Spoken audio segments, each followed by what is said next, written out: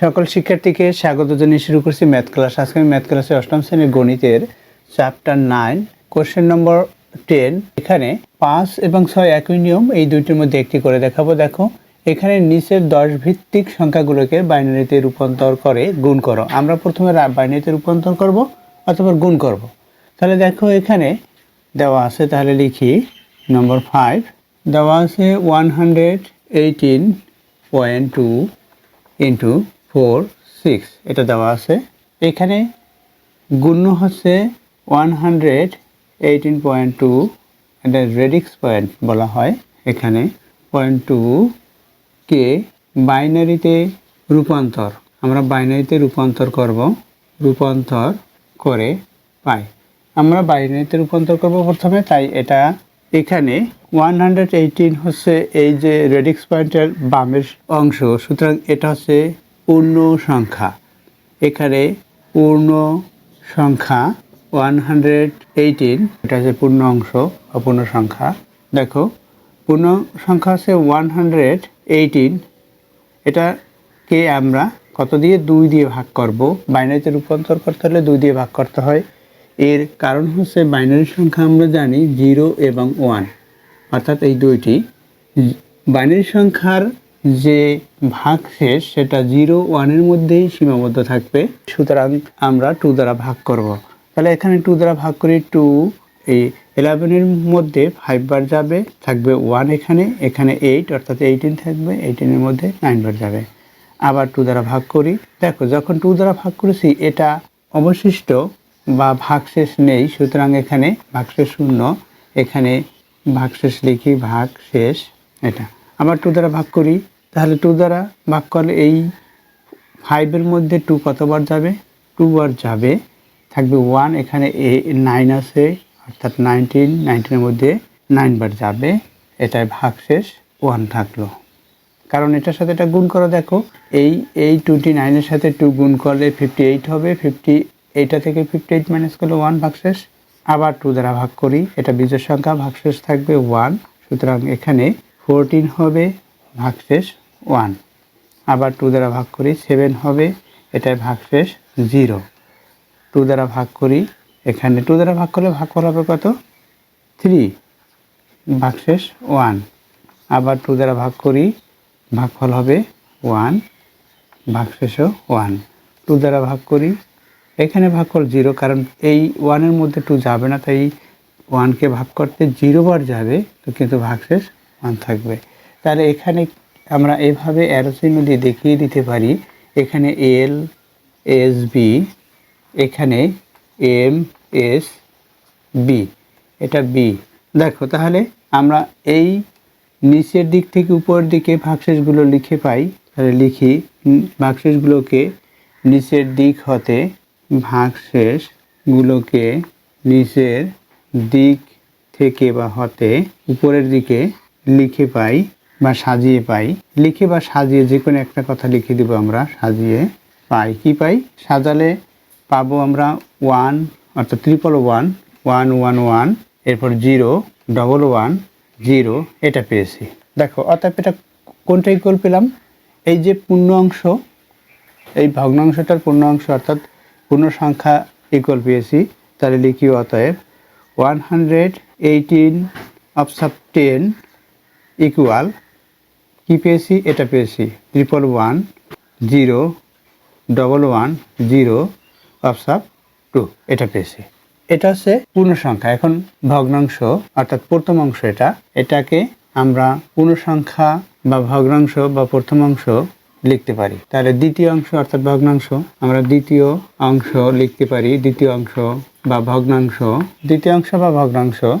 আর এখানে পূর্ণ সংখ্যা বা প্রথম অংশ লিখতে পারি। দ্বিতীয় অংশ হচ্ছে কি, এখানে পয়েন্ট 0 আমরা 2 লিখতে পারি, 0.2, যেহেতু এটি ভগ্নাংশ, সুতরাং এখানে যেমন ভাগ দিয়েছি তাহলে এখানে দিতে হবে গুণ, অর্থাৎ আমরা এই ভগ্নাংশটাকে পূর্ণ সংখ্যায় পরিণত করতে হলে আমরা জানি 2 দ্বারা গুণ করতে হয়। পূর্ণ সংখ্যায় রূপান্তর করব, তাহলে এখানে 2 দ্বারা গুণ করব, 2 দ্বারা এখানে গুণ করলে হবে 0 4, এটা হচ্ছে গুণফল হয়। তাহলে কি পূর্ণ অংশ বা পূর্ণ সংখ্যা পূর্ণ সংখ্যা কত?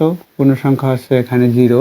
এই যে গুণফল পেয়েছি এর পূর্ণ সংখ্যা এই দশমিক বিন্দুর পূর্বেরটা হচ্ছে পূর্ণ সংখ্যা। কত পেয়েছি? 0.4।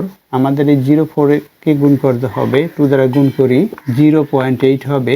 পূর্ণ সংখ্যা কত? 0। এবার হচ্ছে 0.8 লিখি, 0.8 গুণ 2 কি হবে? গুণ করলে 1.6 হবে, অর্থাৎ এটার সাথে এটা গুণ করলে 1.6 হয়, অর্থাৎ এখানে পূর্ণ সংখ্যা হচ্ছে 1। আমরা দেখি এটার সাথে এটা গুণ করি, ক্যালকুলেটর ব্যবহার করি, দেখি ক্যালকুলেটর ব্যবহার করে 0.8 ইন্টু 2 ইকুয়াল 1.6। আবার এখানে কি আছে? এখানে ভগ্নাংশ 1.6 অর্থাৎ 0.6 লিখি, এর সাথে 2 দ্বারা গুণ করি, তাহলে কি হবে? 1.2। পূর্ণ সংখ্যা এখানে 1।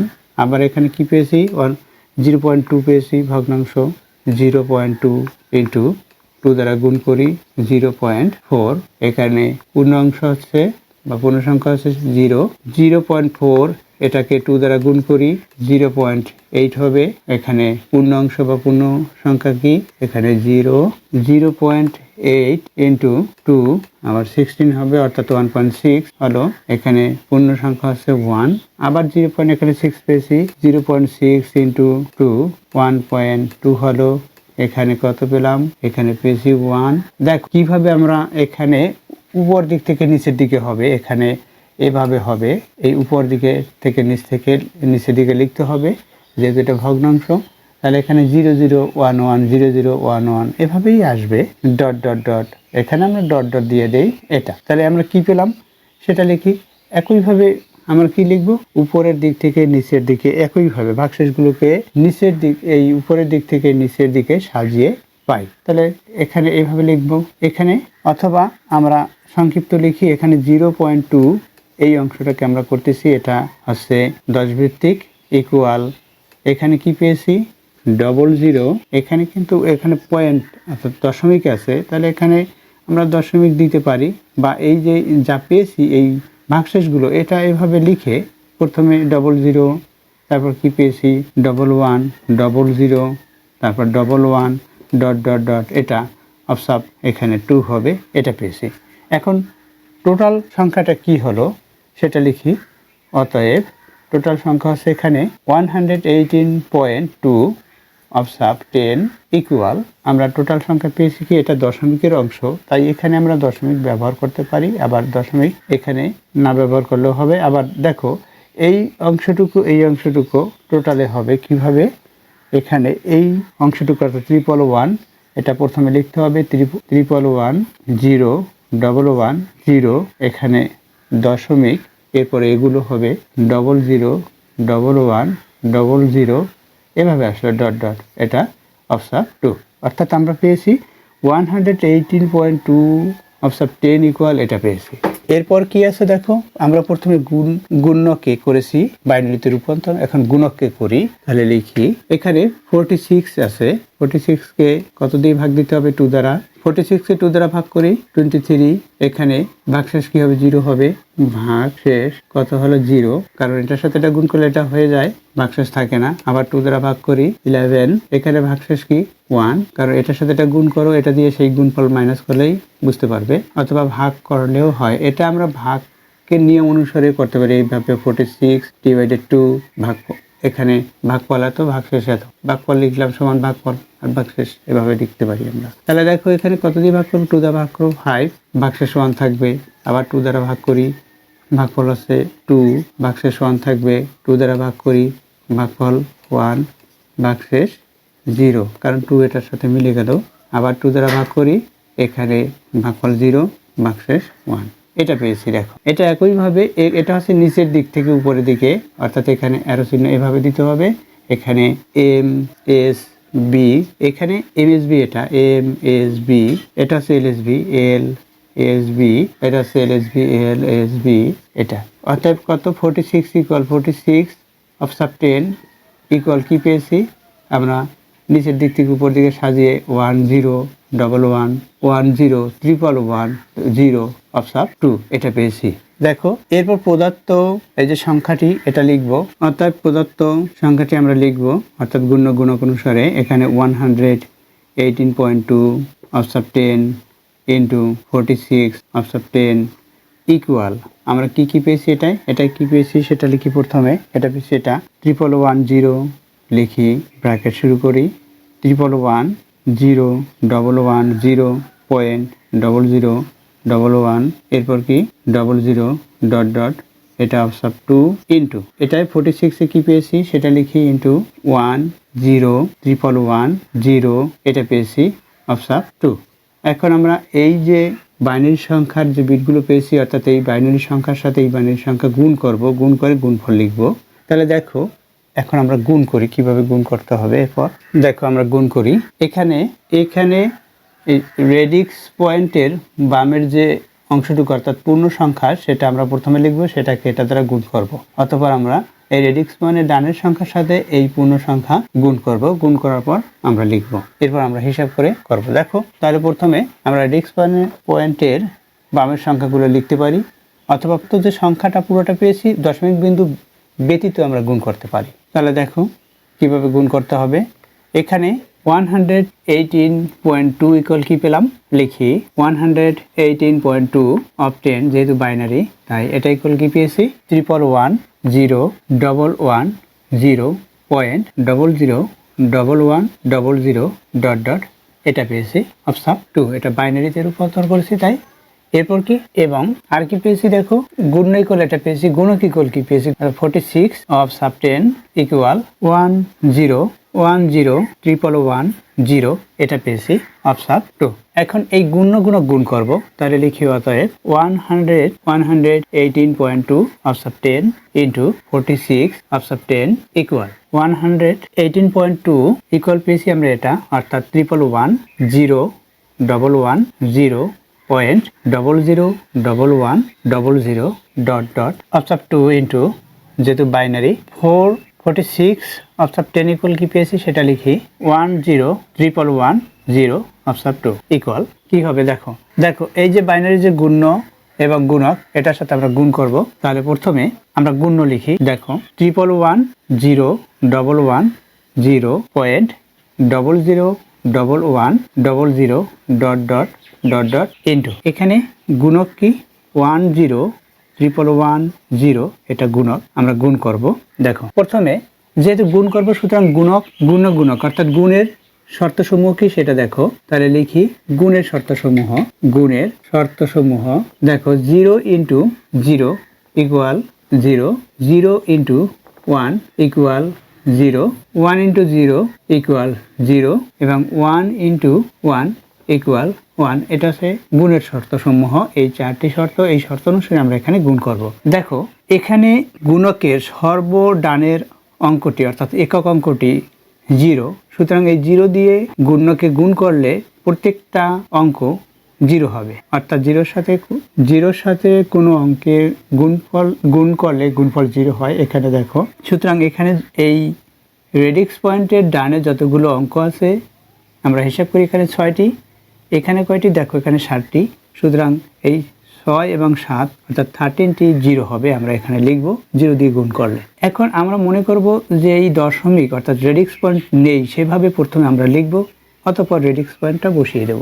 তাহলে দেখো লিখি 0 দিয়ে গুণ করি, এই 0 দিয়ে এখানে 0কে গুণ করি কি হবে 0, অর্থাৎ এখানে কতটি আমরা বিট সংখ্যা পেয়েছি 13টি, সুতরাং 13টি 0 হবে। আমরা হিসাব করে 13টি 0 লিখব।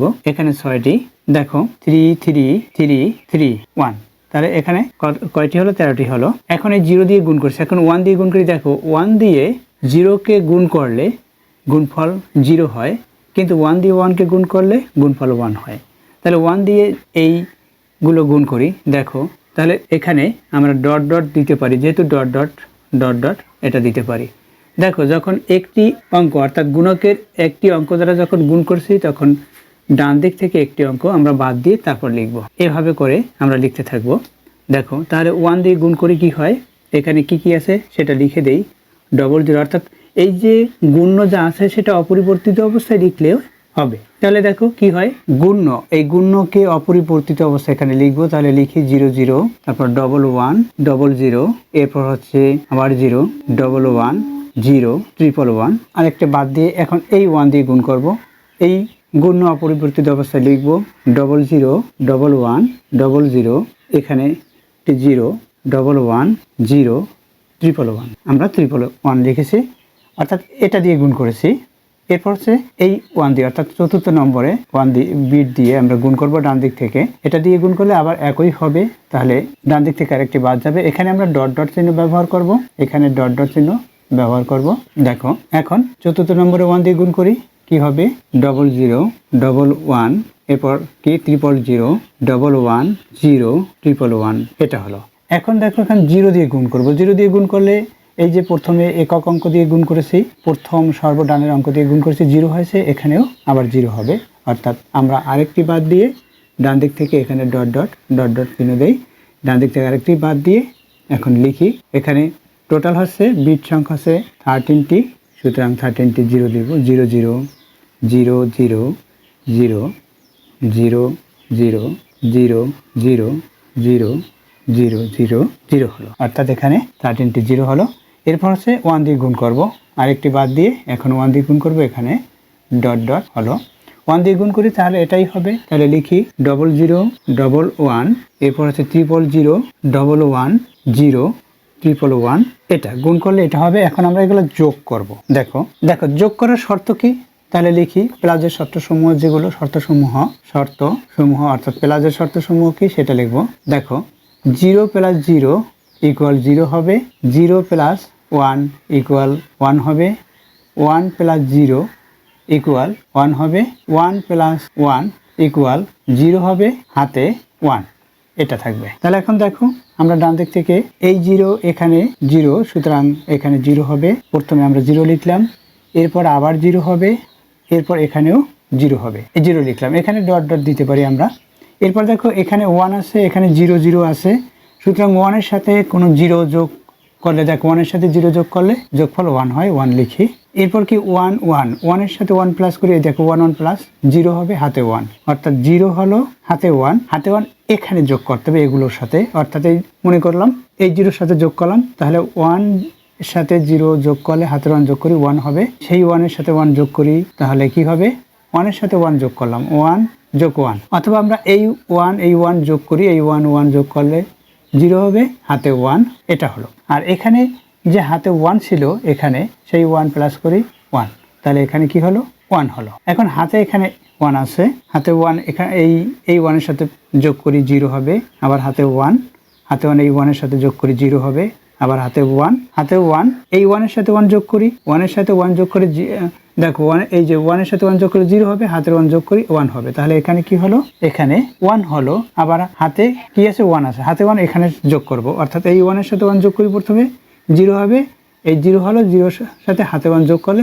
1 হয়, তাহলে আবার লিখি 1, আবার হাতে 1 আছে, 1 এর সাথে 1 যোগ করি 0 হবে, এই 1 এর সাথে 1 যোগ করি 0 হবে, হাতে 1 যোগ করলে 1 হবে, এখানে 1 হলো। আবার হাতে 1 আছে, হাতে 1 এই 1 এর সাথে 1 যোগ করি 0 হবে, এই একই রূপে 0 হবে, হাতে 1 যোগ করি 1 হবে, 1 হলো। এখন হাতে আরেকটি 1 আছে, এখানে দেখো 1 1, এই দেখো এরপরে কি এখানে কয়টি 1, হাতে 1 যদি আমরা এখানে রেখে দেই, তাহলে 1টি 2টি 3টি, আর এখানে তো 0 1 2 3, হাতে 1 এই 4, অর্থাৎ এই 1 এর সাথে 1 যোগ করি 0 হবে, হাতে 1, এখানে হাতে 1 থাকলে এই 1 এর সাথে 1 যোগ করি 0 হবে, হাতে 1, অর্থাৎ এখানে কি হলো 0 হলো, হাতে এই একটি 1 এই একটি 1, হাতের 1, অর্থাৎ এখানে কয়টি 1 আছে, দেখো এখানে 4টি আছে, আর এই দুইটি 6টি 1 যদি যোগ করি এভাবে, দেখো 6টি 1 যদি আমরা লিখি, দেখো কিভাবে 1 1 1 1 1, আরেকটি 1 হবে, এই 1, দেখো এই দুইটা যোগ করলে 0 হবে, হাতে 1, এই দুইটা যোগ করলে 0 হবে, হাতে 1, এই দুইটা যোগ করলে 0 হবে, হাতে 1, তাহলে এই 0 এখানে কি হলো 0 হলো, হাতে 1 1 1, অর্থাৎ 3টি 1 আছে, অর্থাৎ এখানে 2টি আর 3টি 1 আছে, অর্থাৎ এই যে 3টি 1 লিখলাম, এই 2টি। এখন কি হবে, এই 1 এর সাথে 1 যোগ করি 0 হবে, হাতে 1, এই 1 এর সাথে 1 যোগ করি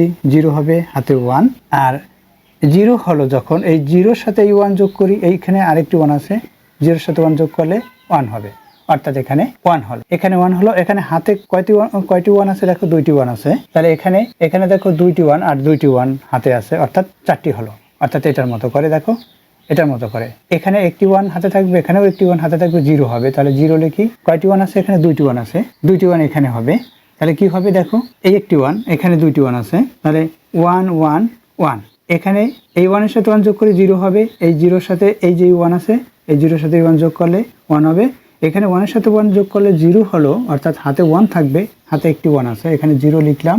এখানে কি এই 0-এর সাথে 1, দেখো এখানে কয়টি 1, 2টি 1 আছে, এখানে 2টি 1 আর এই একটি 1, 3টি 1 যোগ করি আমরা, এখানে করি 1 1 1, এই দুইটা যোগ করলে হবে 0, হাতে 1, আর এই যে 1 একটি আছে এটার সাথে এটা যোগ করি, তাহলে 1 হলো, হাতে শুধুমাত্র 1 আছে। তাহলে এখানে কি হলো, আমরা 1 লিখি, হাতে 1 আছে, হাতে 1 আর এই 1 অর্থাৎ 2টি 1 কি হবে, 10 হবে। তাহলে আমরা কি পেলাম, এটা পেয়েছি। এখন আমাদের এটা লিখতে হবে, এটা হচ্ছে গুণফল। তাহলে লিখি, দেখো দেখো কি পেলাম, এখানে 1 0 1 0 1 0 0, এখানে টেট্রা 1 অর্থাৎ 4টি 1, তারপর 0 0 1 0 1, 3টি 0, এরপর ডট ডট ডট ডট, এখানে আমরা সাব 2 দেব।